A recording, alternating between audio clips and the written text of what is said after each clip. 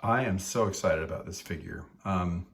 So Roan Bella, RB Customs, I've been pestering him for a while to create an ice action figure, and knew he could do it, but knew there would be some technical challenges, especially given the costume that um, I wanted to see created. And the good news is Roan had his eye on this costume and was able to build one for me and for I think another collector not too long ago. So this actually made it here in record time. Love this figure and everything about it. So if any of you have been into comics lately, and I do collect comics, but haven't been able to read as many of them lately as I want to because I'm getting old and have a lot of responsibilities. But I did manage to read the Human Target series, which is great, and the art by Greg Smallwood is incredible.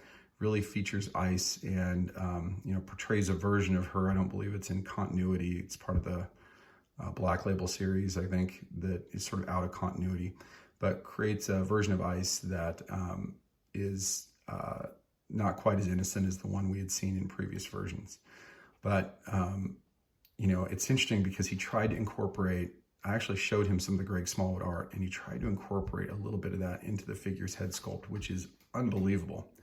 So let's just go through this figure. So first off, one thing I want to point out that I don't know if it was really apparent on the pictures that he put on his page and put in the Facebook groups, or if it's really apparent here, but her flesh tone is quite a bit lighter than your standard superpowers figure. So let's take Batman here. You can see Batman, and you can see them kind of side by side. You can see how much lighter her flesh is, and that is by design. He's really trying to get the Scandinavian Ice Princess look down, and it fits very well with her character, just sort of that pale flesh tone on both the face and the hands. So love that. I don't know if a lot of us realize how much work goes into this. So, when you put these elements on, like, you sculpt an element like the top, that is really, really difficult to do. That's a completely, I believe, separate element that isn't sculpted into the figure, but I could be wrong. No, that might be sculpted in, actually. That is pretty amazing. So he was able to, and Roan is so good at shaving down figures, so he's able to shave things down and, cut into an existing figure mold. And that looks like probably what he's done here to sort of make this work. Sometimes he'll do a separate element like Black Canary's vest, but I don't think that's separate. And then he can do things such as create sleeves, the appropriate kind of sleeves, where you can see there is texture here. It's not just paint. There actually is there is texture, so that this creates a physical line on the action figure, which is very, very cool. And then the technical work that's gone into, like, for instance, I don't know if you noticed, but shaving the hips down. So what he does is he shaves the legs down. If you remember the Wonder Woman hips, so this is built from a Wonder Woman Superpowers figure. Wonder Woman's hips are a bit wide, and he sort of shaved them down to more fit the appropriate, body nature of the figure. I've noticed this with all of his female figures, which is amazing. By the way, the one thing that is hard to kind of put into proportion here is she's actually sculpted. And again, she's sculpted nicely from